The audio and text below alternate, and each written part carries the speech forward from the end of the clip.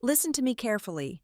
There is nothing more dangerous in corporate America than a woman who knows exactly where the bodies are buried and has the patience to let you hand her the shovel. They think power belongs to whoever shouts loudest in the boardroom. They are entirely wrong. Power is a silent clause in a legally binding contract you forgot to read. This is about burning a corrupt castle to the ground and buying the ashes for pennies. Hello and welcome back to Boss Revenge Stories. And I want to sincerely thank all of you for your incredible support over the years. Unfortunately, YouTube has disabled our channel's monetization, leaving us without the operating budget to upload new videos here in the near future, which is why we are moving our operations over to Patreon. If you enjoyed today's story, please support us by joining our Patreon via the QR code on your screen or the link in the description to hear exclusive, longer true stories with detailed situations we cannot publicize on YouTube and multiple emotional voice actors bringing the narratives to life. Let us dive right into today's story, told from the perspective of our brilliant protagonist, Leah Hayes. I am Leah Hayes, 34 years old, and until approximately 8:15 this morning, I was the Director of Compliance at Grid Energy. Grid is one of those sleek, excessively hyped green tech startups in Seattle that operates out of a building constructed entirely of reclaimed wood and floor-to-ceiling glass. The company culture is fueled by oat milk lattes, forced toxic positivity, and an aggressive lack of profitable infrastructure. It was a mandatory 8 company-wide virtual town hall. This meant 400 employees were forced to log in from their kitchen tables or expensive standing desks before they had even finished their first cup of coffee. Watching alongside us in the digital grid were a handful of very anxious venture capital shareholders who were desperate to see a return on their massive investments. Taking the center square on the screen was our brand new Chief Executive Officer, Declan Croft. Declan was 28 years old and possessed the unearned, reckless confidence of a man who had never been told no in his entire life. He had recently orchestrated a vicious boardroom coup to oust his own uncle just to take the throne. He sat in front of the camera wearing a plain gray minimalist t-shirt that I happen to know cost exactly $400. He leaned into the microphone with the predatory, arrogant smirk of a textbook tech bro. For the first 20 minutes, he spoke entirely in meaningless corporate buzzwords. He kept waving his hands around, talking passionately about disrupting the paradigm, maximizing agile deliverables, and trimming the bureaucratic fat. Declan desperately wanted to prove he was an alpha leader to the watching shareholders. He needed blood. He needed a live sacrifice to show everyone that he was ruthlessly optimizing the company for a futuristic era. Without any prior warning, he abruptly shared his screen to the main feed. It was a brand new corporate restructuring chart. My entire department, the one that quietly kept us out of federal prison, was highlighted in bright, flashing red. Compliance, Declan announced to the 400 people watching live in stunned silence, is a roadblock to true innovation. We cannot disrupt the global energy sector if we are chained down by outdated regulatory red tape and timid thinking, effective immediately. We are dissolving the compliance division. Leah, we thank you for your service, but your role is no longer aligned with our visionary trajectory. He fired me live on a public video call.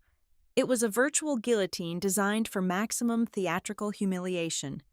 Instantly, the company's Slack channels on my secondary monitor exploded into chaos.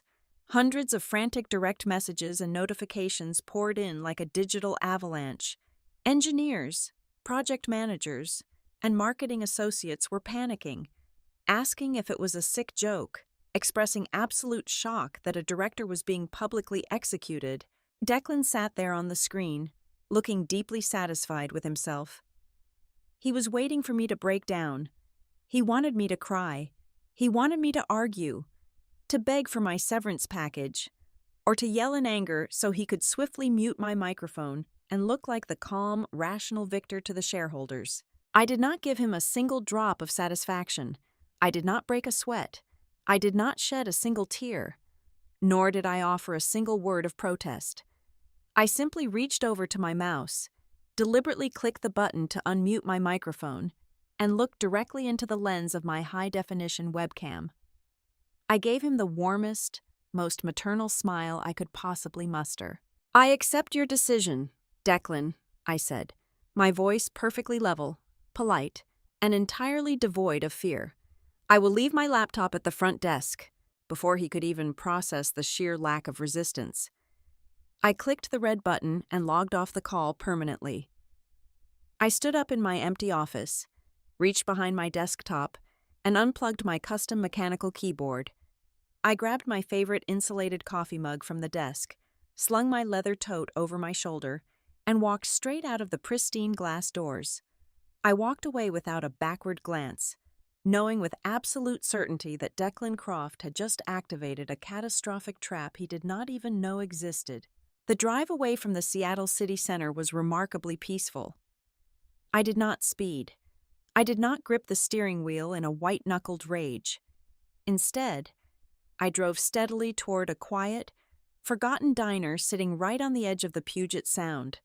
It was the kind of place that smelled permanently of old grease and salt air, a sharp contrast to the sanitized, oat milk-scented halls I had just left behind. I slid into a cracked vinyl booth at the very back, overlooking the gray, churning water. A tired waitress approached, and I ordered a simple black coffee. No sugar, no cream. I opened my leather tote, pulled out my personal encrypted tablet, and set it squarely on the scuffed Formica table. I bypassed the standard company portals entirely and accessed my private, locally stored legal files. My finger traced the screen until it found a highly classified document labeled Employment Protocol and Severance Appendices. I scrolled past the standard non-disclosure agreements and the stock vesting schedules. I was looking for one very specific addendum. There it was, Clause 72 Delta. Just reading the text brought a deep, profound sense of calm over me. I had negotiated this exact failsafe 3 years ago with Arthur, the original founder of the company and the uncle our new chief executive had just mercilessly deposed. Back then, I had uncovered a seemingly minor, insignificant discrepancy involving a third-party vendor. It was a tiny crack in the financial foundation, but it was enough to make me realize how fragile and volatile a startup ecosystem could be. I told Arthur that if I was going to be his director of compliance, if I was going to be the absolute last line of defense keeping the executive board out of federal court, I needed an ironclad guarantee of operational security. He agreed, and his signature was still sitting there at the bottom of the digital page, binding the company to a mechanism they had completely forgotten about. Clause 72 Delta was not a mere severance package. It was a digital deadman switch, hard-coded into the deepest architecture of the enterprise resource planning software. The stipulation was beautifully simple, but devastating in its execution. It stated that if the director of compliance was ever terminated, reassigned, or removed from the system without a mandatory 90-day transition period, the fail-safe would automatically arm itself. Declan had not given me 90 days. He had given me 90 seconds on a public video feed. He had pulled the pin out of the grenade and put it in his own pocket. The clause dictated that at exactly midnight on the day of an unapproved termination, the system would execute 2 unstoppable directives. First, an automated script would initiate a complete lockdown of all executive server access, every single administrative credential, every secure cloud drive, and every internal communication channel belonging to the C-suite would be instantly and irrevocably revoked. But that was just the superficial damage. The second directive was the true executioner. At that exact same midnight hour, the switch was programmed to automatically dispatch a legally binding, uncancelable mandate to Vanguard Forensic Partners. Vanguard was a third-party auditing firm based out of Chicago. They were not friendly accountants who came in to balance spreadsheets and offer gentle suggestions. They were a legion of ruthless, stone-cold financial bloodhounds who specialized in tearing apart corporate fraud. The mandate granted Vanguard full, unmitigated backdoor access to every single financial ledger, hidden account, and shadow budget within the organization. By contract, no one at the company had the authority to stop them once the distress signal was sent. The waitress brought my black coffee. The ceramic mug clunked against the table. I took a slow sip. It was bitter and perfectly hot. For the rest of the day, I sat in that booth and watched the boats drift across the Puget Sound. I did not draft a single angry email to Human Resources. I did not make a single threatening phone call to the legal department. The urge to lash out, to defend my ego, simply did not exist. Vengeance is not about making noise. Vengeance is about letting gravity do the work. I kept the tablet glowing on the table. The digital clock in the top right corner shifted steadily. 8 in the evening, 10, 11:30. The diner slowly emptied out until it was just me, the tired waitress wiping down the counter, and the rhythmic hum of the neon sign outside. I stared intensely at the screen as the final seconds ticked away. 11:59 and 58 seconds, 59 seconds, midnight, right before my eyes. The active employee status badge on my dashboard flickered, glitched, and turned pitch black. The automated script had run. My corporate access was dead. That meant the dead man's switch was fully alive. I raised my heavy ceramic mug, held it up to the empty diner, and gave a quiet toast to the empty room. The financial freeze was officially active. The uncancelable distress signal was flying through the fiber optic cables straight to Chicago. The countdown to total destruction had begun, and there was absolutely nothing anyone could do to stop it. By 8 o'clock on Monday morning, the trap I had quietly armed on Friday afternoon had thoroughly woven its roots through the deepest layers of the company financial infrastructure. I was miles away from the pretentious, reclaimed wood walls of the corporate office.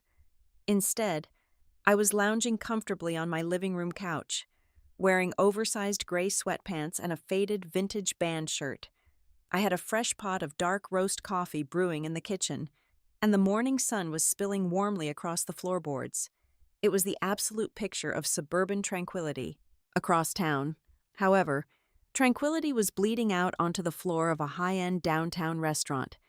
Declan was hosting a lavish breakfast summit for a group of very wealthy, very skittish potential venture capitalists.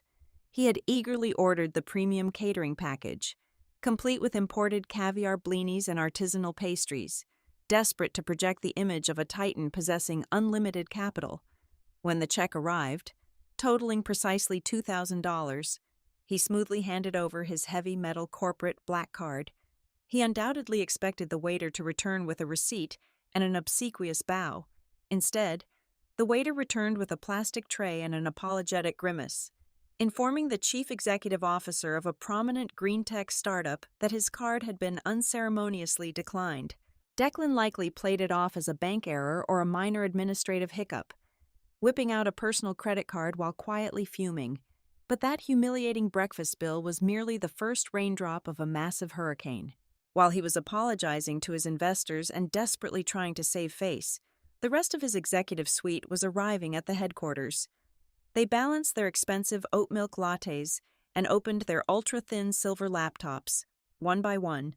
The chief financial officer, the head of marketing, and the chief operating officer found themselves staring at dead screens. They frantically tried to access the secure cloud servers, the human resources portal, and the primary accounting ledgers. Every single attempt was met with a brutal, unyielding black screen displaying a single line of terrifying white text. It read, "Error 404. System locked, pending Vanguard forensic audit." I knew exactly how the panic was playing out, because my phone was currently vibrating right off the coffee table. I had maintained a highly secure, encrypted messaging group with 3 of my most trusted former compliance analysts. They were sending me live, play-by-play updates from the trenches, and the sheer chaos was intoxicating. My screen lit up with a barrage of rapid-fire texts. The chief financial officer just threw his ergonomic mouse at the glass wall. "It is completely locked out of the administrative panel. They are literally just standing around shrugging their shoulders. Everyone is freaking out. Did you do this?" I smiled, took a long sip of my coffee, and sent back a simple smiling emoji. I did not need to be in the room to enjoy the absolute meltdown. The schadenfreude was a warm, heavy blanket over my shoulders. Declan wanted a company without regulatory red tape. Now, he had a company completely paralyzed by it. But the true masterpiece of the morning was yet to come. At exactly 9:15, the sleek elevator doors in the main lobby slid open. Out stepped 5 unsmiling auditors wearing immaculate, dark charcoal suits. They did not carry stylish briefcases. They carried heavy-duty, empty hard drives, and thick manila folders containing legally binding, court-backed subpoenas. They walked right past the bewildered front desk receptionist with the synchronized precision of a tactical military strike team. My insiders texted me the glorious details. The lead auditor, a towering man with zero patience for Silicon Valley charm, marched directly into the open-plan workspace. Declan, having rushed back from his disastrous breakfast, was now sweating visibly right through his expensive designer shirt. He tried to intercept the auditors in the middle of the floor, desperately attempting to manage the narrative in front of the dozens of engineers watching the spectacle unfold. "Listen, everyone, there is no need to panic," Declan announced loudly, his voice cracking just a fraction of an inch. "This is just a routine server migration. We are experiencing a slight glitch in the back-end protocol. Everything is completely under control." The lead auditor did not lower his voice to offer professional courtesy. In fact, he spoke loudly enough for the entire engineering department to hear every single word. "Mr. Croft, we are not here for a server migration," the auditor stated flatly. Holding up a piece of paper, "We have a federal mandate to seize the physical drives containing your private discretionary expansion fund, as well as all research and development financial ledgers. Step aside immediately, or we will have law enforcement escort you out of this building." The text messages I received describing the sheer, blood-draining terror on the face of my former boss were sheer poetry. The control freak had entirely lost control. His carefully curated alpha male persona was dissolving in real time under the cold, unforgiving fluorescent lights, right on cue. My mobile phone began to ring. It was not an encrypted text message from a former colleague. It was a standard cellular call. The caller identification boldly flashed the name Declan Croft. I sat back on the couch and let it ring. I watched the screen light up my living room, savoring the frantic vibration against the wood table. It rang until it finally hit voicemail. A minute later, a notification popped up on the screen. I played the audio message out loud to my empty apartment. "Leah," Declan said, panting slightly, the manufactured corporate swagger completely stripped from his voice. "Hey, it is Declan. Listen, I think there was a massive misunderstanding on Friday. We are having a major back-end glitch here this morning, and the tech guys say your credentials were tied to some legacy administrative lock. I am prepared to offer you a highly lucrative consulting gig, double your previous hourly rate. If you can just log in and fix this bug right now, call me back immediately." He was practically begging. He actually thought this was a software bug. He still had absolutely no idea he was standing inside a steel bear trap. I did not text him back. I did not call him. I simply tapped the screen, deleted the voicemail permanently, and walked into the kitchen to pour myself another delicious cup of coffee. The auditors from Vanguard Forensic Partners did not care about Declan Croft, his venture capital connections, or his loud performative temper tantrums. When he threatened them with massive defamation lawsuits and screamed about illegal trespassing, the lead auditor simply handed his pale, trembling legal counsel a federal warrant and continued their work in absolute silence.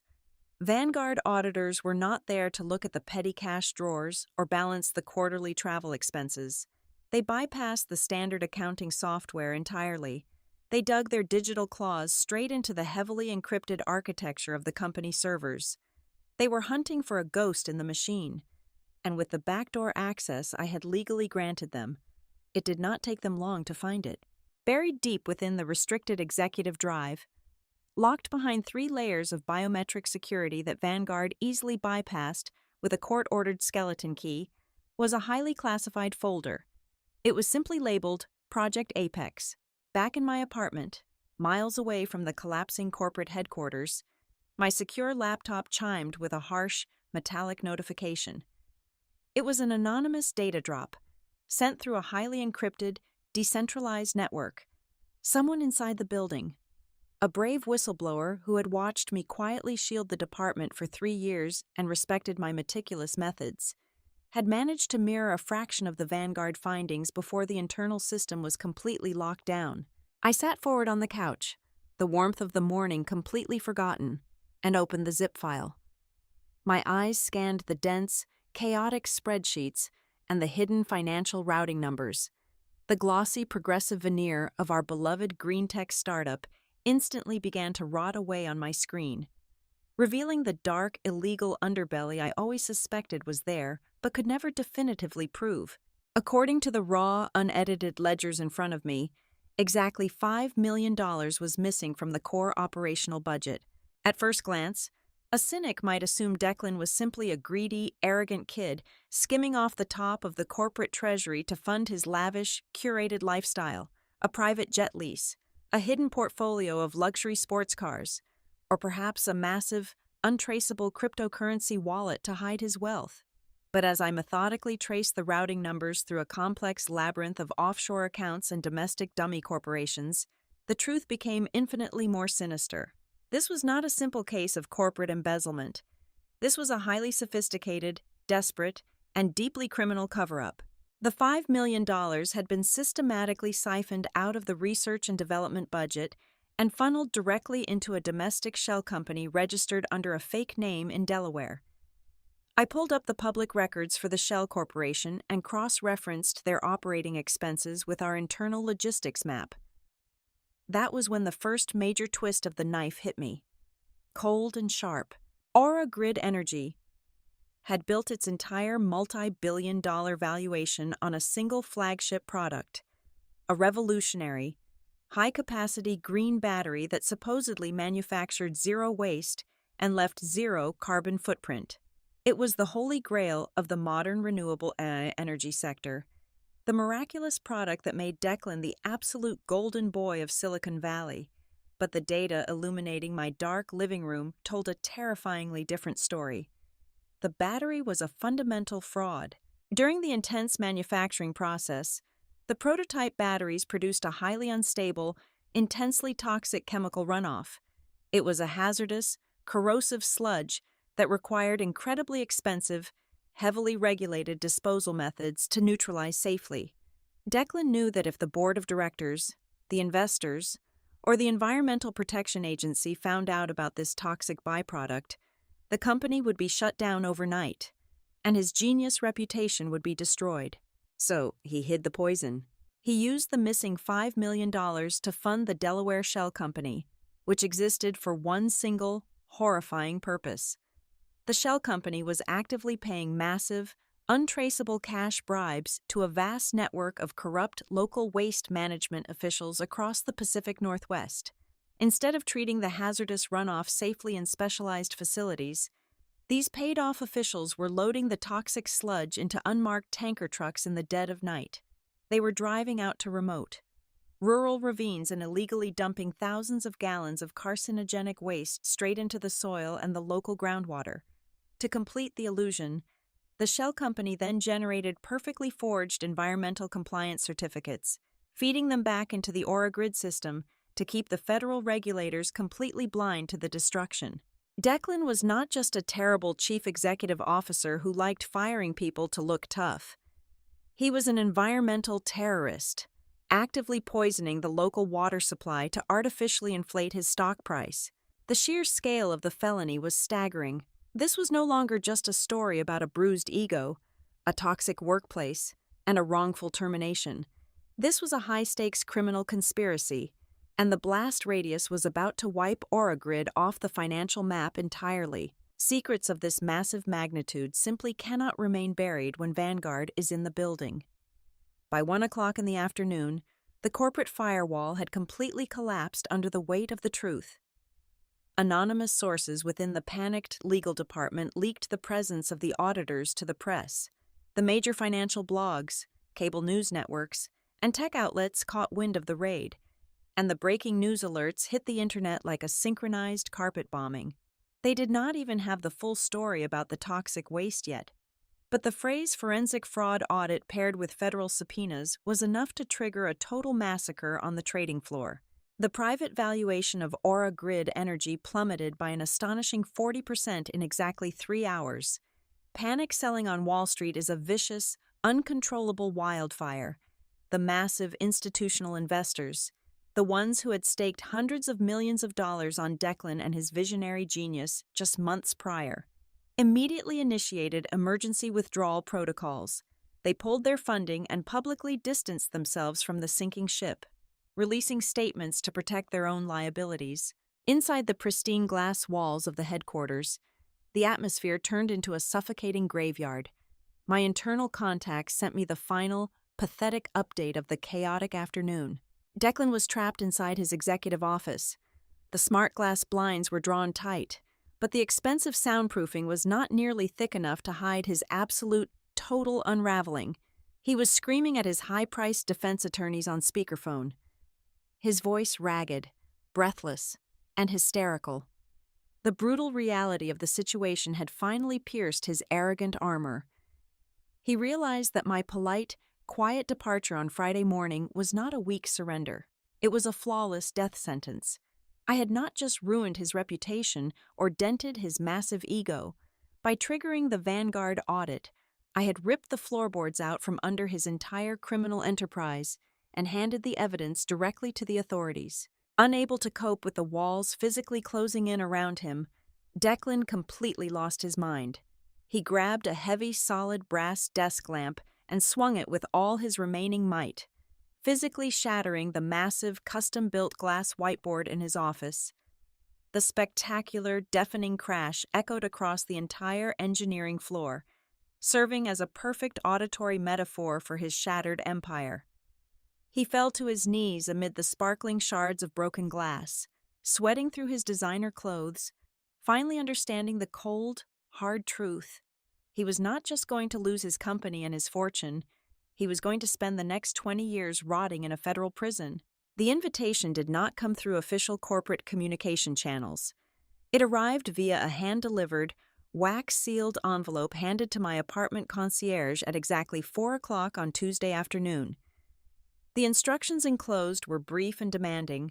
They required my immediate presence at an emergency, off-the-books meeting on the 48th floor of a notoriously discreet 5-star hotel in downtown Seattle. They wanted to negotiate. They actually believed there was still a fragile piece of their empire left to salvage. When I stepped out of the private elevator and onto the penthouse level, the atmosphere was instantly suffocating. The executive suite was an opulent fortress, constructed of imported Italian marble, dark velvet drapes, and a massive mahogany dining table positioned directly in the center of the room. Despite the breathtaking, rain-swept panoramic view of the city skyline glittering below, the space felt incredibly small. It felt like a pressurized submarine slowly being crushed under the immense weight of the ocean. Sitting around that polished wood table were the remnants of the Aura Grid Board of Directors. These were individuals whose combined personal net worth easily exceeded $3 billion. Usually, they carried themselves with the invincible, untouchable aura of the ultra-wealthy. Tonight, they looked exactly like cornered animals. Their tailored designer suits looked noticeably rumpled. Their eyes were red and exhausted, and the heavy scent of pure, unadulterated desperation hung thick in the recycled air. At the head of the table sat Valerie, as the chairwoman of the board. Valerie was a terrifying force of nature in the Pacific Northwest venture capital scene.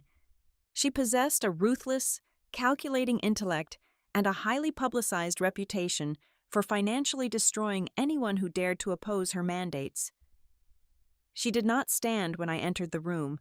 She simply gestured with a perfectly manicured hand to the single empty leather chair positioned opposite her at the far end of the table. "Sit down, Leah," Valerie commanded. Her voice was cold and flat, completely devoid of the charming maternal warmth she typically weaponized for press conferences and investor retreats. I pulled out the heavy leather chair and sat down, folding my hands neatly on the polished wood. I did not say a single word. I simply let the silence stretch out, forcing them to feel the agonizing, psychological weight of every passing second. Valerie broke first. She reached into her tailored blazer, pulled out a crisp white envelope, and slid two distinct items across the vast expanse of the mahogany table. The first was a notoriously draconian, ironclad non-disclosure agreement, thick enough to constitute a small novel. The second was a personal check. It was entirely blank, save for Valerie's aggressive, looping signature secured at the bottom right corner. "We are going to make this very simple and very fast," Valerie stated, leaning forward and steepling her fingers. "The Vanguard audit is currently causing an unnecessary panic among our institutional partners. Declan made a massive, catastrophic error in judgment regarding your employment on Friday. We acknowledge that mistake. However, burning down a multi-billion-dollar enterprise to satisfy a petty personal vendetta is entirely unacceptable. You are going to sign that document, legally binding yourself to absolute silence regarding everything you saw on the servers. In exchange, you will fill in that check with any number you deem appropriate for your emotional distress, and you will immediately contact Vanguard to rescind their mandate." She paused, letting the heavy silence hang in the air before delivering her final, venomous strike. "If you refuse this incredibly generous offer, I promise you, I will personally ensure your reputation in the technology industry is permanently eradicated. You will be blacklisted from every major firm on the West Coast. You will never hold a corporate title again. Choose very carefully." She looked at me, fully expecting to see hesitation. She expected me to look at the blank check, feverishly calculate the millions I could walk away with, and succumb to the overwhelming pressure of her influence. Wealthy people always believe that everyone has a price, and that fear is the ultimate motivator. Instead of picking up the solid gold pen she had strategically placed beside the documents, I leaned back in my chair and laughed. It was not a nervous chuckle or a polite, diplomatic dismissal. It was a genuine, ringing laugh that echoed off the high, vaulted ceilings of the penthouse. The other board members flinched physically. Valerie closed her mouth, her jaw clenching so tightly I thought her teeth might shatter. "You think this is a negotiation," I said softly, looking directly into her furious eyes. "You think I came here tonight to haggle over severance pay? Valerie, you fundamentally misunderstand the architecture of the trap your beloved chief executive officer stepped into." I ignored the blank check completely and placed my hands flat on the table. "I cannot call off the Vanguard auditors," I explained calmly, my voice cutting through the tension like a surgical scalpel. Clause 72 Delta was never just a financial trigger, it was a comprehensive legal failsafe. The absolute second those auditors penetrated the encrypted drive and detected a criminal diversion of funds exceeding $1 million, the protocol automatically executed its secondary directive. It legally looped in the Environmental Protection Agency and the Securities and Exchange Commission. The color instantly drained from the faces of the men and women sitting around the room. A suffocating, terrifying silence slammed down on the table. "You are no longer dealing with a private corporate dispute," I continued relentlessly. "Federal agents are already reviewing the forged compliance certificates. The government knows about the toxic dumping. The absolute best-case scenario for everyone in this room is complete bankruptcy. The worst-case scenario involves mandatory minimum prison sentences." "You arrogant fool," Valerie hissed, suddenly abandoning all pretense of professional composure. She slammed her hand against the wood. "Declan acted entirely alone. He orchestrated that environmental disaster behind our backs to artificially inflate his own metrics. The board is completely insulated from his criminal negligence. We will throw him to the federal prosecutors and restructure the company." "Will you?" I asked, raising a single eyebrow. This was the moment, the final execution. I reached into my leather tote bag and pulled out a single, perfectly printed sheet of paper. It was not a dense legal brief or a confusing spreadsheet. It was a direct, irrefutable Vanguard receipt mapping the exact flow of the embezzled $5 million. I slid it across the table, directly mirroring Valerie's earlier gesture. It stopped perfectly in the center of the mahogany surface. "Declan did not act alone," I stated, locking my eyes onto Valerie as her false confidence finally began to fracture and bleed. He needed a shadow logistics network to physically transport the chemical waste, and he needed someone with enough systemic power to ensure the board never looked too closely at the research and development budget. I traced the Delaware Shell Company paying off the corrupt waste management officials. One of the terrified board members, a pale venture capitalist from San Francisco, reached out with trembling hands and pulled the paper toward him. He read the highlighted text, and his eyes widened in absolute, unadulterated horror. "The Shell Company is a subsidiary," I announced clearly, making sure every single person in the room heard the words. "It is entirely owned by a private equity holding firm registered to your husband. Valerie, you and Declan were conspiring together the entire time. He played the visionary genius, and you quietly disposed of the poison, lining your own family pockets with the stolen operational budget." The reaction was instantaneous and explosive. The penthouse suite completely erupted into a vicious, deafening civil war. The pale venture capitalist threw the paper directly at Valerie, screaming at the top of his lungs about fiduciary duty and federal indictments. Another board member stood up, knocking his heavy chair backward onto the hard marble floor, loudly threatening to call his defense attorney and turn state evidence against her to save himself. The illusion of their unified, aristocratic power shattered into 1,000 jagged pieces right in front of my eyes. Valerie desperately tried to shout over the chaos. Her face flushed red with rage and terror, denying the documents, blaming Declan, and threatening to sue everyone in the room for defamation. But it was completely useless. The undeniable proof was sitting right in front of them, and the sinking ship was finally pulling them all under the icy water. I did not raise my voice, I did not gloat, and I certainly did not demand an apology. I simply sat there in the comfortable leather chair, perfectly silent, and watched the untouchable elite tear each other limb from limb. The heavy mahogany doors to the penthouse suite suddenly flew open, slamming violently against the marble walls with a sound like a gunshot. Declan Croft burst into the room. He looked absolutely unhinged, a far cry from the sleek, arrogant executive who had fired me on a public screen just days ago. His expensive minimalist shirt was completely untucked and soaked in sweat. His hair was a messy disaster, and his face was flushed a brilliant, panicked crimson. He completely ignored my presence at the table and immediately started screaming over the chaotic, vicious arguments of the board members. He pointed frantically at Valerie, his voice cracking with sheer, pathetic desperation. "It was her!" he yelled, pacing wildly across the expensive carpet. "She engineered the logistics. The engineers hid the chemical runoff, and Valerie moved the cash through her holding company. I had nothing to do with the dumping. I am just the visionary. I am innocent." The display of absolute cowardice was the final nail in the coffin. I decided it was time to end the show once and for all. I stood up from my leather chair. My movement was slow, deliberate, and commanded absolute silence. The screaming and the accusations instantly died in the room, replaced by a tense, suffocating quiet. I reached down to the floor, picked up a massive, incredibly heavy binder I had brought with me, and dropped it dead center onto the polished mahogany table. The deafening thud echoed through the penthouse like a gavel strike. It was the complete, 400-page printed Vanguard audit report.